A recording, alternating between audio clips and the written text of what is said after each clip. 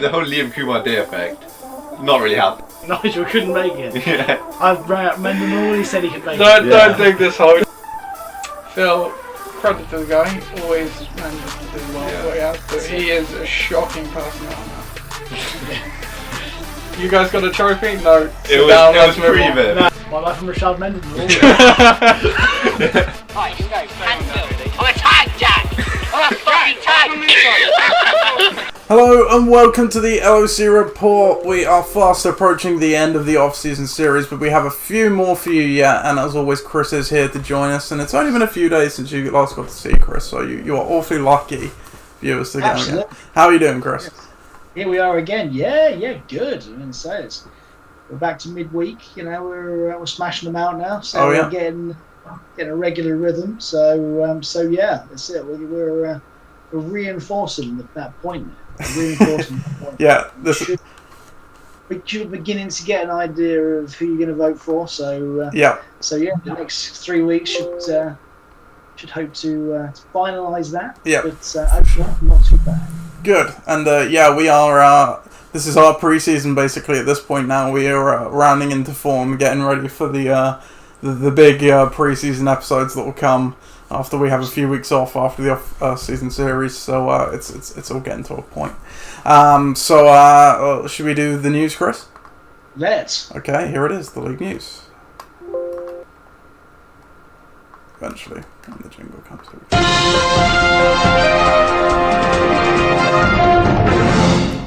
Okay, this week we will be leading off the news with something other than the draft day, which will come in a second, and it's a big bombshell breaking news. Actually, I only found out myself yesterday, and there will be an LOC baby. It's not mine before you fall off your seat, Chris. It's Coach Nunn's baby. So him and Jen are expecting a baby. She is 12 weeks along, so congratulations to Ross. Well, I mean, I'm not speechless very often, but yeah, you definitely didn't see that one coming. To be honest, neither did we. I was just going on for the D&D sesh, got there, and Ross was there, and was like, oh yeah, so me and Jen are having the baby. I was like, whoa. You winding me up. Nah, get out of it. Well, it had to happen at some point, I suppose. Yeah, we are I suppose at that age now. Yeah, absolutely. A few of us are already married. You're engaged. Others are living together, and it was coming. That's Yeah. Wow.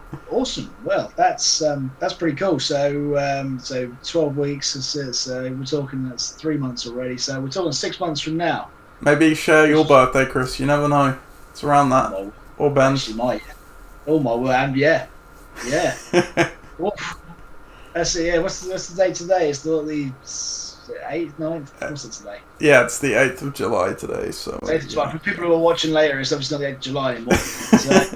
So we're talking July, August, September, October, November, December, January. Oh my days.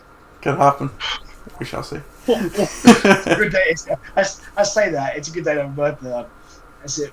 I'm not so sure about that really, because for years it's like Christmas happens and then your birthday's sort of an afterthought 10 days later, which is like, I don't know. I'd always like to be one of those people who has a birthday in the middle of the year, because then at least you've got something to look forward to once every 6 months. Yeah, that's true. Yeah, you've got the big thing every 6 months. Yeah, that's you're right. it. Yeah. So you haven't just got Christmas and then people are like, right, well, I'm so broke that I'll get your present in 3 months' time. So big congratulations to Ross and Jen. But then the other thing we'll follow up with as well is the draft is on the 29th of August.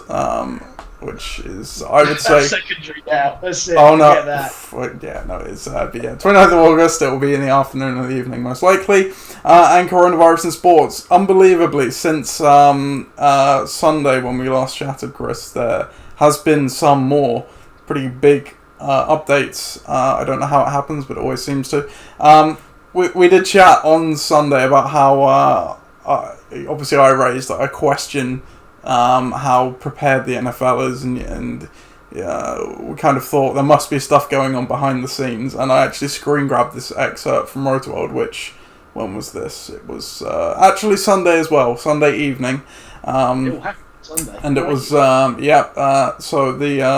GM, anonymous GM, COVID communication virtually non-existent. Speaking to ProFootballTalk.com, an anonymous GM said the league's communication on the COVID-19 pandemic has been virtually non-existent.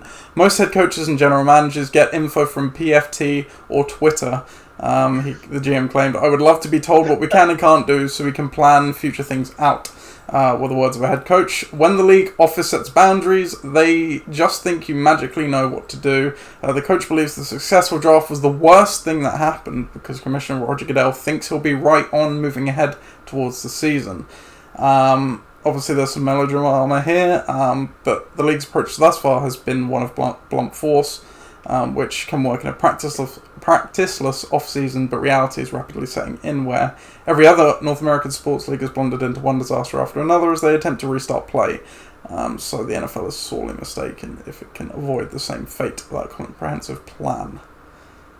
So that's screen grab I had number 1, and then his number 2, which came down yesterday, was by Tom Pelissero. He reported that there remains no decisions on how to structure training camp this summer. He noted it should still begin on July 28th, and it's a modest hedge, but within obviously a summer of absolutely no hedging from the NFL.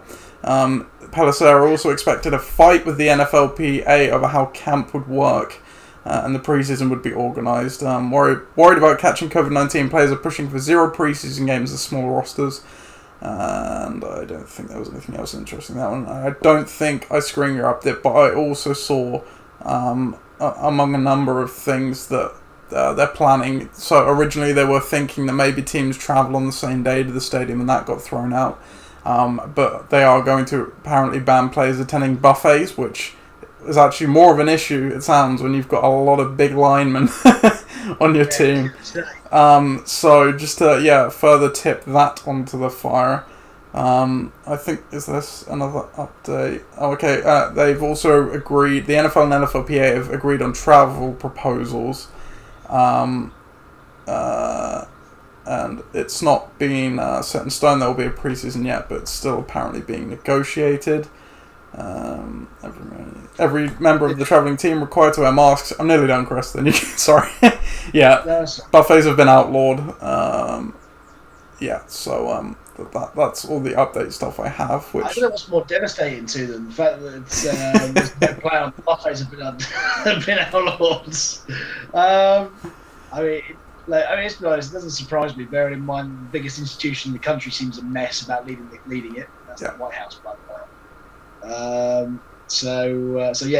If you thought that this country was run ineptly, which it hasn't been so far, so not that badly. I mean, I'm sure some nurses probably take out with me, but this is a fancy football podcast, so who's watching?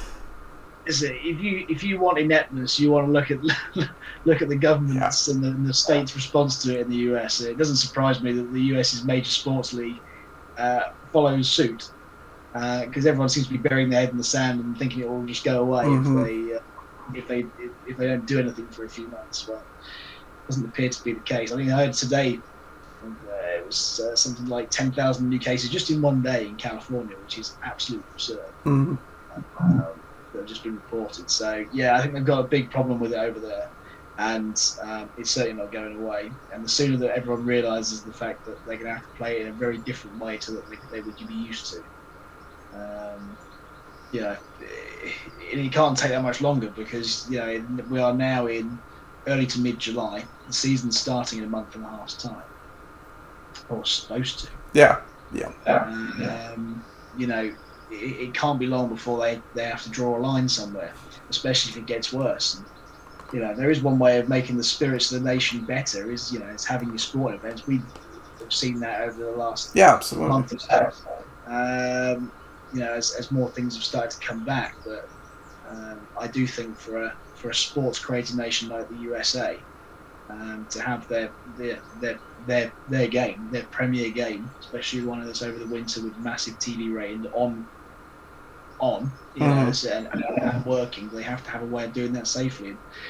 The only way to do that is be able to safeguard the players, and they seem to want to be at the moment try to do all things for all people, well, that can't be right. So I will be interested to see what happens next week, because no doubt there'll be even more bans.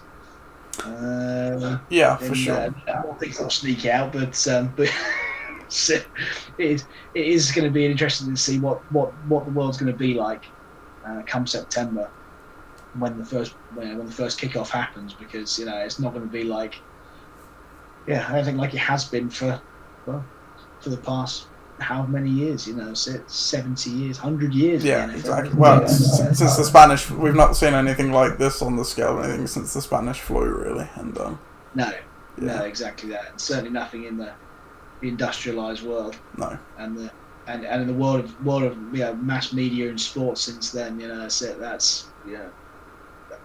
nothing on that grand scale. But it's just great that things can be televised now. But to be able to do that, you have to have fit and well players. So.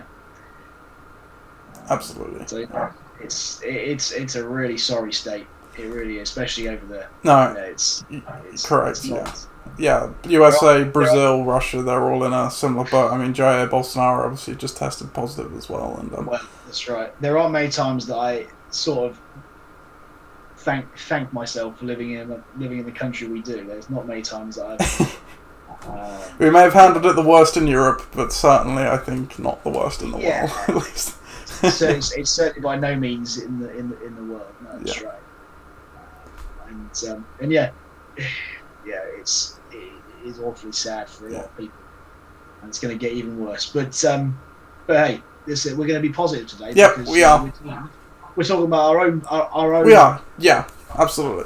Accolades rather than. I would just say one more thing before we go on to that. It's I also don't find it a coincidence. With each passing week where we get closer and closer, more.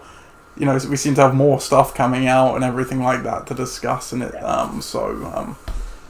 Who knows what's going to happen between our off-season break and when we return for the proper pre-season podcast. That's right. It's going to be very, very interesting, very different. I mean, you can't say these aren't interesting times. No, you definitely can't say that. But speaking of interesting times, we're talking my Hall of Fame nomination today. As I said, we are finally here. I scratched my head a bit this off season. My one last year actually did fairly well. It was I think the GM of the 2017 season where I had that absolute raft of injuries, but somehow still managed to patch the team together. I wanted to do something different this year, and what I came up with was, I guess, something statistically fairly impressive, and certainly from my personal point of view, as Gridiron Gang isn't necessarily a heavy hitter, but my nomination is the Holy Roller, which was 2 months or 8 straight weeks of 90 plus points to open the 2016 season. And I started off the article by saying we all know Gridiron Gang's usually been a fairly consistent team. But outside of the terrible years, of course, but not often getting among the highest points in a weak season or anyway. The stoic approach kind of has its rewards when you've got a consistent team, but obviously, or a good team, I should say, but when a bad team, it kind of limits your upside massively. But 2016 was no different, and probably one of the most underrated of my seasons. So, coming off of back-to-back 8 and 6 seasons after those few bad years, I had pretty good returns in 2016 with David Johnson. Of course, that was the year where he exploded in 2016. Mike Wallace was still relevant then, Derek Carr, Kirk Cousins, Marvin Jones, and I have my classic flameouts on Doug Martin, Randall Cobb, Jeremy Macklin, Eric Decker, and Mac Jones. Most of us don't remember Matt Jones, do we? Jones. It was a late round pick, to be fair. Yeah, I was thinking. Fairly solid draft. You'd say a classic Gridiron Gang draft, I think it's fair to say. But the similarities really ended there because, and I was thinking just before the show, this arguably could have been my Hall of Fame nomination on its own, and it may well be. I won a Week 1 game in 2016. We all know Gridiron Gang sucks in Week 1. I actually won one in Week 16, wow. So just leading off with that. You guess. Just end it there. That's the Hall of Fame nomination is Gridiron Gang Week 1, 2016. Won a week 1 game. Not a particularly flashy game. 93 to 85 as we can see. Oh, no. That's middle of the road there. Hey, it's you know. That is the equivalent of like Burnley Watford on Match of the Day. It's like second to last. It's not quite the worst game of the weekend, but it's close. And someone has to win 1-0, and they do it in the 85th minute, and someone headers it in from like a yard. There you go. That's this game. Yeah, that's a fair point, and that is basically the Gridiron Gang approach, I suppose, and it actually worked out for once in week 1 for me. Solid effort all round there, obviously leading the way, David Johnson. Yeah, going back to the actual whole nomination at hand, as I even say in the article, it's not flashy, I make no straits about that. But I also started 3-0, dropping wins on Tom's Tyrants and then the Dream Team by scoring margins of 103 to 123, and we'll take a quick peek at those now as well. So the game against Tom's Tyrants first, again, slightly more interesting than that, maybe middle of the pack for Match of the Day, this one. Again, led by Derek Carr, David Johnson again, and then I can go now. And then again in week 3, a bit more exciting, not on the Dream Team side, but Gridiron Gang actually went to 123, and as you can see, Marvin Jones absolutely exploding for 32.5 points that week. That's it, absolutely brilliant. Look at that. That's it. I have to say, it's it. Those 3 there. Cool.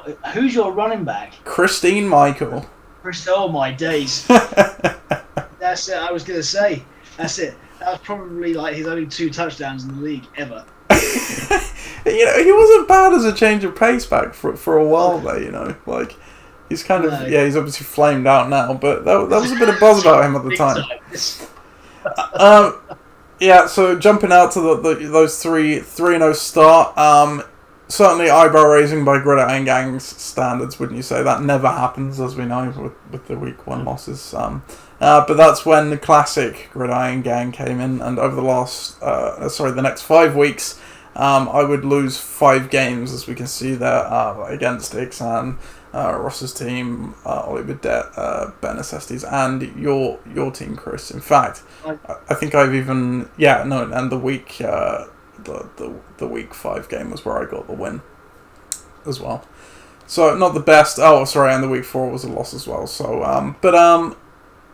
you know, one thing about this is, you know, the season didn't end great for me. I finished 6-8, obviously, and that generally asks you questioning, why the hell is this being nominated for the Hall of Fame? But when you look at those 5 weeks from 4 to 8, my lowest score was 92 points, which isn't bad. It's not sexy, obviously, but I also posted score totals of 135, 102, 103, and 103. But we all know in the LOC how hard it is to get that consistency, right, Chris? Yes, absolutely. Absolutely. It takes a great deal of luck. And I think that when obviously the scores are pretty good. And we've seen teams, certainly this year, season just gone, have much better records than that from significantly fewer points. Yeah, for sure. So it's possible to do it. So you do need a great deal of luck in whoever you come up against in that particular week. But yeah, I mean, I have to say that that season there was probably your last good season for a while. I think, yeah. And certainly in terms of the breadth of points scored over the course of the year. Yeah, for sure. It does seem that way too. So yeah, I mean, fair enough. Put it into the mix of the Hall of Fame. That's it. And you know, for a team that isn't on paper that isn't that sexy, let's be honest. It doesn't look like there wasn't one player in there you think, right, well, that's aside from David Johnson, of course, where he had his one good year in 4. You think, wow, he's really carrying that team, or so they could have done something more. It's probably where you were, but I think a strong mid-table to playoff push was probably as good as you could have got that year, and maybe did get the maximum out of it in terms of points, but possibly not the most out of it in terms of luck. No, and it's very apt you say that. Just as I'm flashing up the scores here, I completely agree with you. It's not a sexy team. It's a classic. It's patched together. It's efficient. It's Julian Edelman encapsulates the team for you. It's a team of Julian Edelmans. That's what it is. Big Derek Carr scoring 43 points that week. So we can only dream of that now. Indeed. Well, he can only dream of that. Indeed. I don't think anyone actually wants him on their team anymore. Yeah. But yeah, I mean, look, that's it. I like statistical based Hall of Fame entries because you can back up something that you claim that you are. Yeah. And in this instance, you don't make any bones about it. You say, "All right, I'm a 6-8 team, but actually, I did quite well for the first 2 months to get me to a position where I thought I could do well." Mm-hmm. And then the rest of the season, the first half of the season, it was going well. The second half of the season, it sort of fell apart, but not necessarily because of you, but because of other outside factors. Yeah. That's probably what the best way to summarise this entry is. The one thing that I will say to everybody here, though, is it's all very well going over the course of a season doing this. Now, however, if you'd have got to the playoffs or if you'd have got to the, within a game of the Pro Bowl or whatever, then it might be a bit more of a credible entry. For sure. Couple of years, it hasn't really been your year. So you have to rewind in time a little bit to get to absolutely. Something you actually want to put in, which I get. That's it, because there's nothing worse. I've been there. Yeah. That's it. Now I come out to the side. I can be one of those guys who goes, "Whoa, I've seen the light." I come out to the side. That's it. I remember when my team was shit.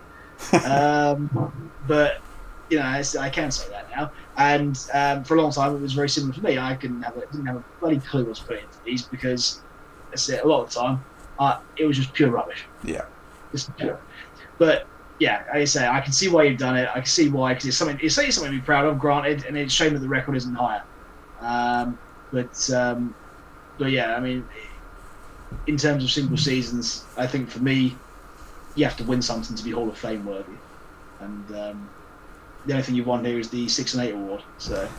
Yeah, and that's very true. Like, you take into account with all that, like you said, it's the outside factors, and that was exactly the problem here. So I mentioned those five weeks from 4 to 8. I conceded not less than 104 in that span.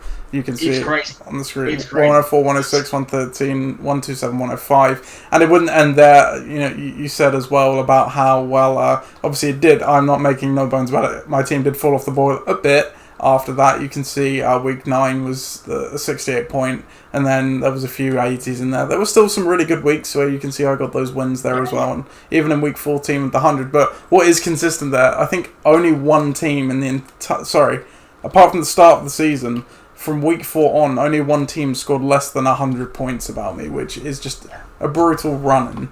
And that is absurd. Yeah, that is absurd. We can show you the standings as well. And yeah, it would be no surprise that I did concede a league high 1,482 points.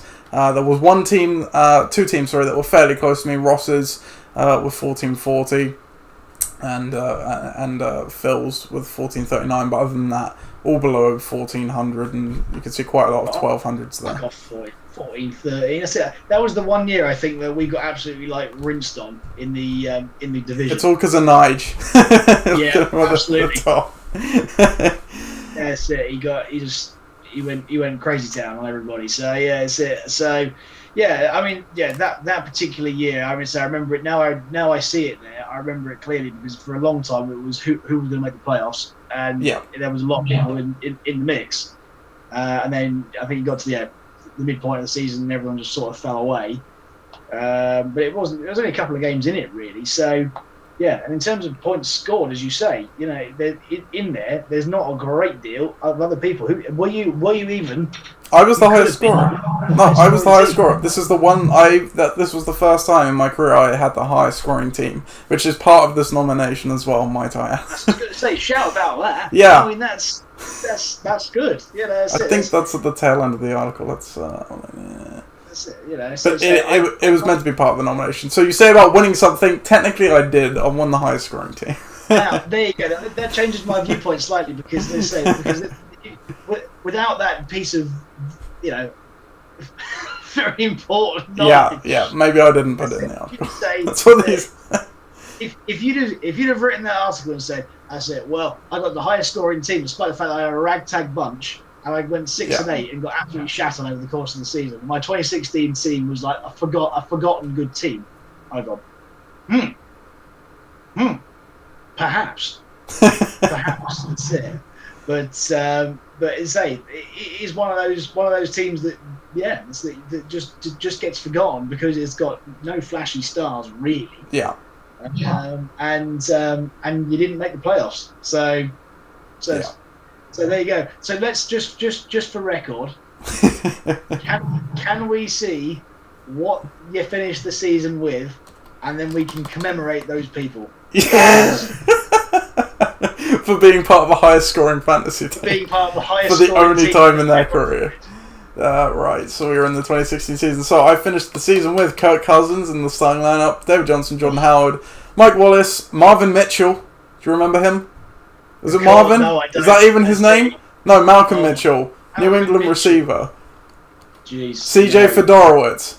Wow, I do remember him. Doug Martin, Adam Vinatieri, Falcons D. On the bench, Randall Cobb, Ted Ginn, Dontrell Inman, Marvin Jones, Derek Carr, Devontae Parker, and Eric Decker. There you go. Was the final roster. That there, somehow, not sure how, that there was the highest scoring team that no one remembers. And that, folks, we're going to change that out. That, folks, is the nomination. Right? Forget everything else. That is the nomination. The highest scoring team that no one remembers. Yeah, that's a fair point. Now I know how to amend this comment for next year if it doesn't get into the Hall of Fame this year. There you go. That's it. We're going to word it differently. You can vote for that if you wish. It's all one and the same. Next year I'll write it properly, but yeah, that's the nomination. Straight down the middle now. That's it. That goes firmly into the category of the funny, fond nominations. That's it. Straight there. That's number one in the funny fond one, because as I said before today's podcast, you've learned something today. I've remembered something today that I would never have remembered. There you go. Before today, if you just said who was the highest scoring team in 2016, I bet you anyone out there you'd have gone, it's probably the Ben or Nige, any money, because they got to the final. Well, it wasn't. No. Yeah, very good point. Yeah. It was Gridiron Gang, because no one remembers them because they went 6-8. Yeah. What on earth? Yeah, one of those. Let's be fair about it, this is probably the most Gridiron Gang way to go as the highest scoring 100%. team. That's it. You got nearly the worst record in the league, got absolutely shat on from a great height with points, and yet still scored more than anybody else, and didn't make the playoffs. What on earth? Yeah. What on earth? That pretty much sums it up. So look, that is a fun summary. That is something that I didn't think I would get to today. I thought I was just going to slag this one off, but no. That's it. Just like that season, I completely forgot. That's it. What their USP was, and that's it. So there you go. There you go, ladies and gentlemen. Yeah. If you want to vote for that, the funny fun ones, I would say that goes above Ollie's in the pecking order. I have to say. That's it. Forgetting the 2 months at the end of the season, and forgetting the 2 months at the end. It's the end that counts. Yeah. That's it. And yeah. So go and score 1,400 points. Ain't too bad. No, and this, I've said to you before, this may have even been the season, let me see if I can see it quickly, this may even have been the season where I made that Derek Carrier stream that I will never forget. Let me see if I can have a look and see if it was. To this. Yeah. the 2016 Gridiron Gang season, it's all coming up now. It's all coming up now. We're making up as we go along. This is what the GM awards under the slide for. This is what you people don't see, right? This is what goes in. Let's see if I can. Oh wow! It may not have been this year. It may have been the year after. I can't remember. Please, if it's this year as well, I just tops it off. I think it may have been a different year. Just looking down, I can't see. He's in your no, Derek. Yeah. Oh, is that Derek Pitter as well? Oh yeah, man. Dennis Pitter. Oh yeah, Dennis Pitter. Who the hell is Antone Smith? I don't even remember that being a person. Like, I'm running back for Tampa. No one knows any of the Tampa Bay running backs. Yeah. No one cares about Tampa Bay no, running backs. yeah. No, I think I think it may have been another year. Ryan Griffin, another great name. Antonio Gates. Good going. You Yeah. were playing tight end roulette here, really, weren't you? Oh yeah, Capri Bibbs, remember him? Oh yes. Yeah. So no, I think the Derrick Henry was another year, but yeah, it's still quite funny, some of the names. Yeah. So Chris gave it to you. You have your 3 votes. It is up to you how you want to use them when it comes to it, which is, as Chris said, not long off now. So it is good time to start thinking about that. You can go check out the article. It's in the comments if you haven't read it already. Other than that, that's it for us today, Chris. We get. It certainly is. That's Yeah. it. That turned out entirely differently to what I thought it would halfway through that. Maybe that's what I was going for all along. Maybe that's what I was going for all along. Just to lull everybody in a false sense of security. Then, bam. Bet you didn't know that. That's it. He went into the end of the pod before he brought it out. That's it. You know, it was the high scoring team, right? That's it. I could have sworn I wrote this in the article somewhere. Oh, I must have wrote it in the article somewhere. Yeah, there we go. It's right in the last sentence. Gridiron Gang would record the highest amount of points that season, the first time Coach Stubbs had accomplished that feat. The only thing... Yeah. In that case, it counts. It's already in. Yeah. The only thing I'm missing is the names on that team sheet, but that is what the pod episodes are for, where we delve deeper into these nominations and bring that stuff to light. Absolutely. So there you go. So yeah, I can actually say, because we're doing it on a Wednesday for once, I hope you have a good rest of your week. West Ham are losing right now, so mine's already failed. But other than that, we will be back next Wednesday for the penultimate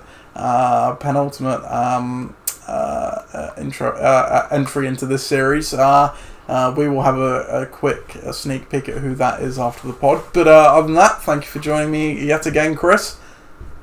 No problem. And it's good to be here. Yeah, absolutely. And we will see you next week. Goodbye.